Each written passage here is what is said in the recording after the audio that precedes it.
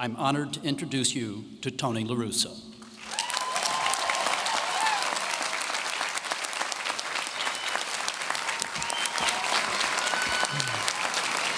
Thank you. Good morning. I was once introduced to a prolific, best-selling fiction writer. I'm a reader. One of the best gifts of my life was when my parents early on taught me the love of reading, and I retain it to this day. I love reading books. I met this writer, and he explained to me that in his books that have been so successful, he concentrated most on the first sentence and the first paragraph, and everything flowed from there. So, taking his advice, I wanted to concentrate on my first message. It's one that I think is hard-earned. I thought seriously about this. I think in these times, my message to you would be, as you go forward, you need to understand the concept of personalization. It's taking things personally, being respectful to yourself and to others in a real personal way. And we'll get into it a little bit later. But in the end, it's the difference between encouraging and developing a strong and meaningful ego, but avoiding being egotistical. So before that, I want to congratulate you. This is a momentous occasion. As was mentioned by Steve, you are graduating. I like to not disrespect other institutions, but there is no finer university in the world than Washington University, and you have successfully graduated. I look at this scene, it's overwhelming, the environment here. You know, from my background, I never thought I would say that something is more impressive than opening day with the Cardinals. But this is. I mean, that's winning and losing a game. I mean, it's a sport, it's entertainment. It's got great meaning to us. We tried out the Hall of Famers and the expectations of the season, but this is more real. And I'm sincere when I tell you that being here today with the importance of what you've accomplished with your graduation and what you have going forward is more important than a baseball season. And I'm going to tell you that I'm anxious about these remarks to the point I'm fearful. I've actually learned the difference between good fear and bad fear. I talked this morning, I was really struck by the Olympic music. I talked this morning with an Olympian, distinguished Olympic swimmer, and I told her what I was doing, and she said she had been invited before and was always too afraid to accept the invitation. And I thought, respectfully, I would talk to her about good fear, bad fear, because that's bad fear. You feel this anxiety, there's expectations and pressure, and you decide that you're going to dodge it. And you're just not going to participate. You will regret that the rest of your life. And you're going to face a lot of opportunities where there's an uncertain outcome, and you've been given the opportunity to try it. Bad fear means you call in sick. And you will never, ever have a strong personal feeling and a strong enough ego to be successful and take advantage of what you've gone through your whole life, including your education at Washington University. The good fear is one that you recognize that having this anxiety is normal. So I'm nervous. And what that has caused me to do is every day for the last month, I've thought about this few minutes that I'm going to speak to you. And I was up at 5:30 this morning changing it. But my point is, I'm not afraid to try to say some things this morning that hopefully will be helpful. I'm more afraid of saying no and not trying it. And I suggest to you that that's an important lesson going forward. Don't be afraid. Good fear makes you study for a test because you want to make sure you do your best. Bad fear makes you afraid to take the test. Before I go any further, I need to have some disclosure. When I was first invited, I questioned the good sense of the decision makers here at Washington University. For example, supposed leader of the St. Louis Cardinals as a manager. And I recall that as we got ready to play the World Series in 2011, we had a get-together with the team, and we were talking about strategies that we were going to pursue.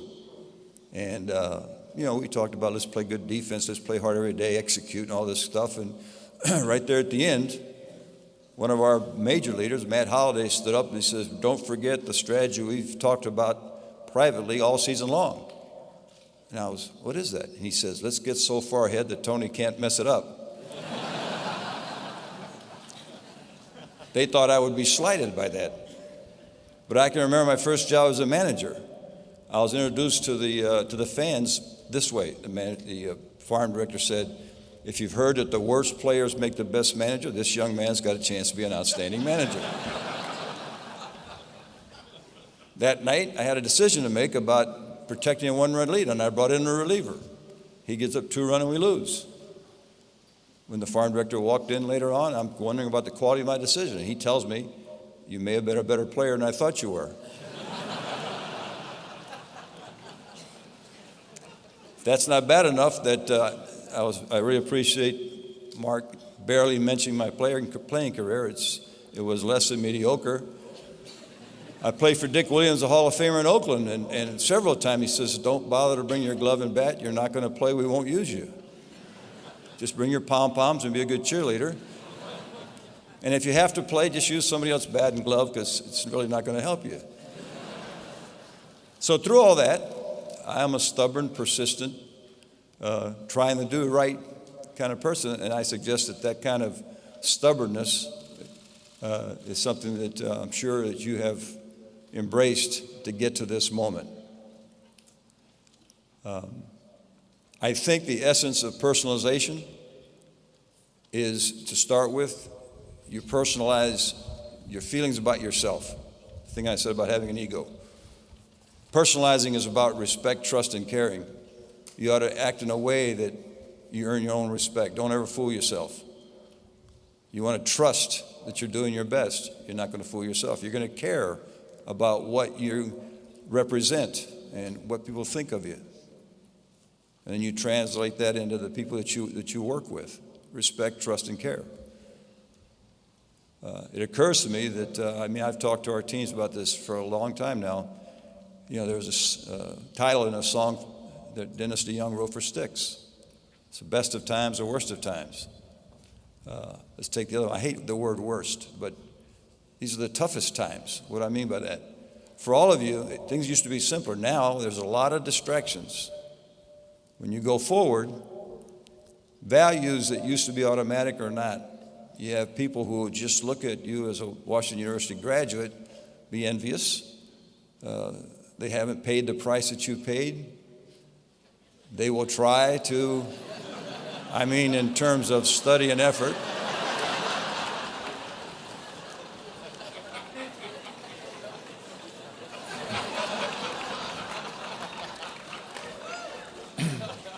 And they will try to distract you, and they'll try to undermine you. And those are tough. There's also a real emphasis now on machines and what they produce. In baseball, it's this thing with metrics and analytics, and they claim that they can tell you who to play, how to play, when to make changes, and it's a nice tool. I would suggest that you study and prepare with all that kind of information, but when you get into it, beware the reliance on machines and prepared knowledge. So those are the worst of times. It used to be easier. Now, the best of times. Because of what's available to you, you can incorporate all that and go forward, and you actually have more opportunities. And here's a really important message. We need you. All of us that are looking to the young folks coming forward, in your case, graduates are very soon are going to be in the workforce pursuing it personally and professionally. We need you. We need you to step forward. We need you to be as excellent as you can be. I've read coaches' comments and their sayings for years, and one of my absolute favorites, and I think it's a great one, Vince Lombardi once said to his team, We will relentlessly pursue perfection in everything we do, in every practice, in every game that we play, relentlessly pursue perfection. And then he said, we will never achieve it. But what we will achieve is excellence. And I think that that is a wonderful message for you. And where it comes from more than anything else is your frame of mind. Your frame of mind is the key to the kingdom. That's what makes personalization work. You control your mind. Don't let anybody tell you what's right and wrong. I'll give you an example. The 2011 World Series, we lost Game 5. It was supposed to be pivotal. We were tied 2-2. We lost Game 5. Whoever was managing the club couldn't make a phone call twice without having bad things happen. So we walked in there, and our club was just, well, we really couldn't overcome how bad you are. But my message to the team that night, because it was a snafu. And one of the things you learn, you take responsibility. So I was the guy, and I took responsibility. But I told them, some fans, not our fans, but all the media is going to come in here and try and tell us it's over.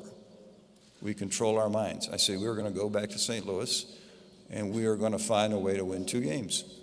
You control your mind. And matter of fact, as you probably noticed, we did.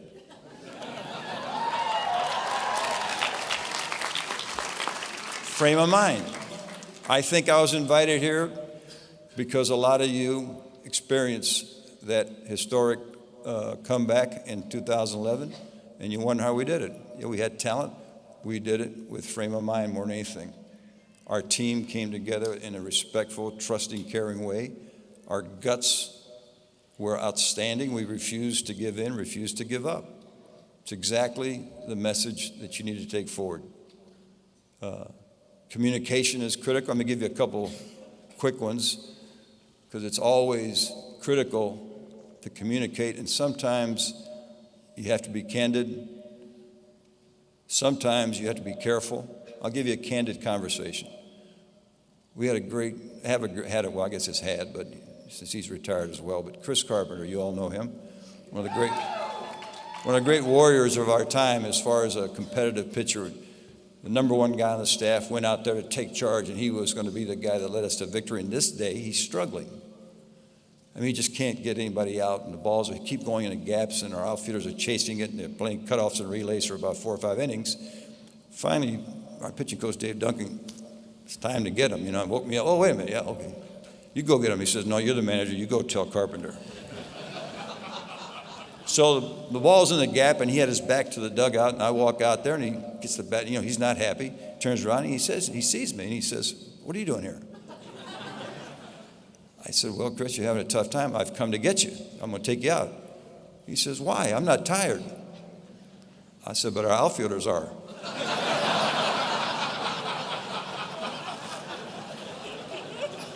We communicate through signs.